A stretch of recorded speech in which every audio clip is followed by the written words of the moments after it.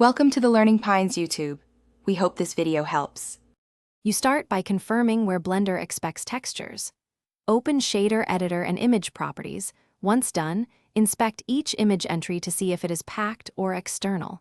If external, copy the current file path so you can compare later. Make sure the new texture folder is accessible and organized with matching file names. This avoids mismatches. You should also toggle relative paths if you prefer project relative links, which simplifies future moves and version control workflows. Next, use Blender's batch find to relink many textures quickly. You go to File, then External Data, and choose Find Missing Files. Once selected, set the folder that contains your textures. Blender will scan subfolders and match file names, so make sure names align. After the operation, inspect Shader Editor nodes and the UV/Image Editor to confirm images updated. If some remain missing, manually reassign those specific nodes to prevent wrong material look or texture stretching. Finally, handle the leftovers and validate everything.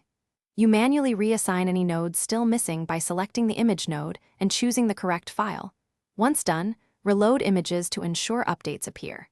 Make sure color space and UV maps match the original intent, because relinking won't fix wrong UVs or sRGB versus non-color settings.